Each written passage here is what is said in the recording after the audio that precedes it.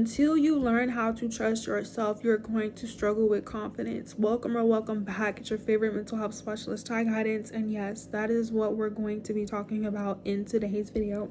Now, with that being said, because there's no right or wrong way to heal yourself, always and only take what resonates as well as leave the rest. So if it does not apply, it's not for you, but most importantly, let it fly. As well as grab your pens, grab your paper, and be prepared to take notes. In this video, we're going to talk about why you should trust yourself, as well as how to build your confidence. And if you guys hear that squeaking noise, it's the stool that I'm sitting on, as well as some recommendations, some reminders, some disclaimers, and what to be aware of when you choose to support yourself and build confidence, okay? Starting off with the disclaimers, starting off with the things that you should be aware of. If you were not taught and shown how to be confident, you cannot continue to beat yourself up. Confidence is something that you have to experience. Confidence can be shown through actions, can be articulated and affirmed through reassurance in words. So if no one showed you or taught you or spoke life over you, you being hard on yourself is not going to change your situation, and it's not going to allow you to trust yourself, which then allows you to do the things that you want to do in this life. You have to learn how to give yourself grace by forgiving yourself and realizing that you were taught and shown information, whether it was right or wrong, negative or positive, good or bad, from the people and the places and things that you've experienced, from your household, from your schools, from your coworkers, and etc. It's not until you come across these videos, it's not until you go to God, ancestors, universe, take what resonates, leave the rest. It's not until you seek therapy and that you decide that enough is enough and that you want to be confident, that you start to make better choices and that you improve yourself.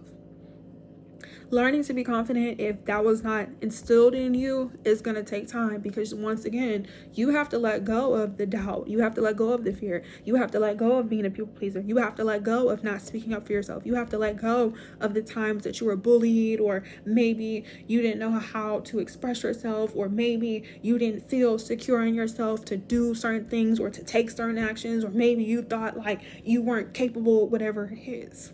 The second thing you need to be aware of is that as you're learning to build confidence, that you don't have to rush your journey. You don't have to compare your journey. If you once again have insecurities and envy and just are not secure in yourself, comparing yourself to people doesn't do anything for you. Now, this doesn't mean that you can't be inspired by people. This doesn't mean that you can't consider people to be admirable.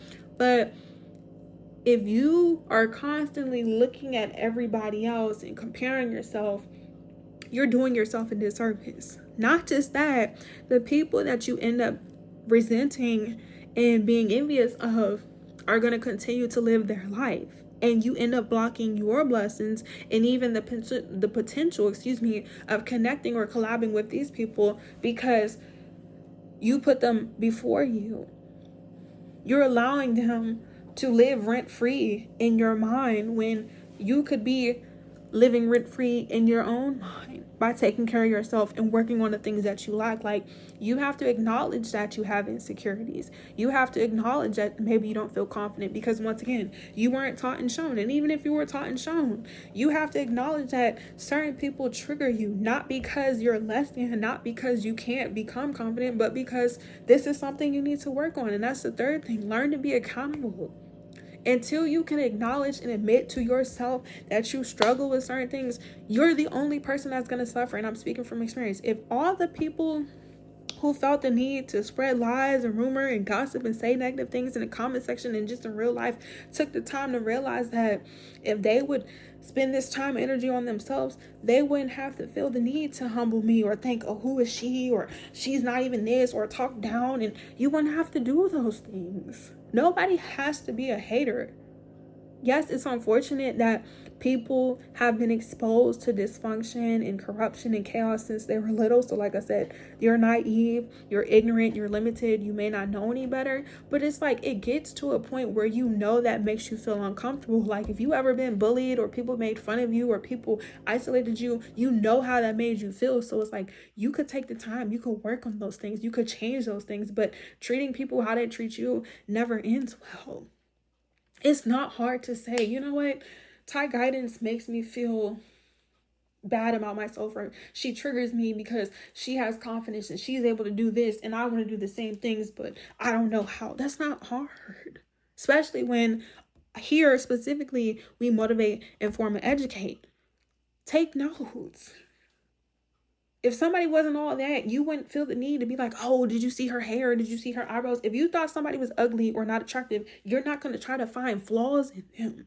If you thought somebody was dumb, you're not going to try to belittle them or make them seem that they're less of a person. Like, you're the only person who feels this way. So it's like, if you have insecurities, if you are envious, if you have flaws, acknowledge them, because you're the only person who cares. The people that y'all be envious of, like, if people knew that I'm still going to continue my life, they wouldn't hyper focus on things that are not for them, because it doesn't do anything for you. Acknowledge it. Put it in the comment section. So many people who, oh, nobody's going to admit that they're envious. You should. That's your problem. A lot of people think being envious and having jealousy is normal. It's not normal. It's so toxic. It's so low vibrational. It's common, unfortunately, because people are not acknowledging that they have insecurities. People are not willing to sit with themselves and be accountable and realize that they lack certain things.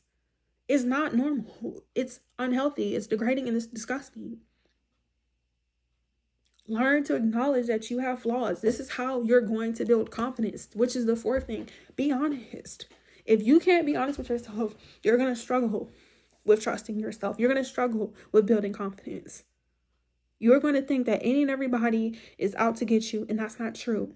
This doesn't mean that there aren't people, like I said, who are not the best of people or the best of the bunch. But once you trust yourself, once you build confidence, you know who's for you and who's not. You know when people try to do stuff that's not in alignment with what you're supposed to be doing in this life.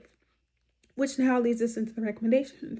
In order for you to trust yourself, you need to set a goal for yourself. So when you see this video, when you're taking your notes, you need to set a goal for yourself for the month of October, or whenever you see this, and complete it.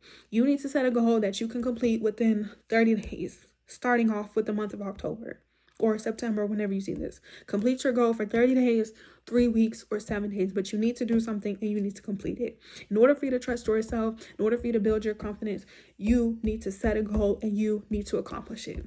Don't set a large goal that takes longer than 7 days, a week, or 30 days.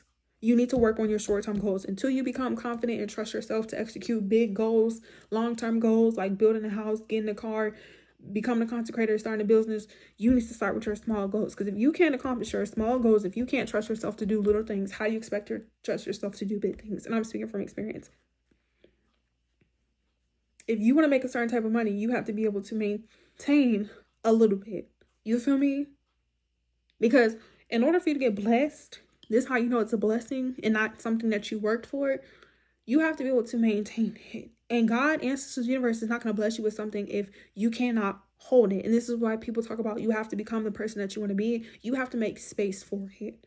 So if your goal is to, let's just say, clean your room in a week or a month, do that first. And then you will learn how to trust yourself to clean your whole house or clean your storage or whatever it is. Lose weight in a month. Lose 3 pounds in a month, 5 pounds or whatever.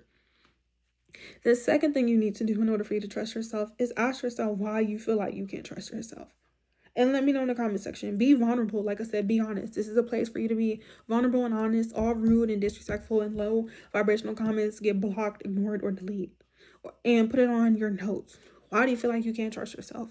Until you identify where your problem is, your source is, like I said, you're just, oh, I'm not, you're going to think low of yourself. We don't have time to be doing that. We don't have time to be second guessing ourselves. We don't have time to be down on ourselves. One of my mentors recently, not too long ago, was just like, Ty, when you know something, you know it. Don't doubt yourself. So me personally, I'm at an age in my life and I'm continuing to move forward to not doubt anything that I know.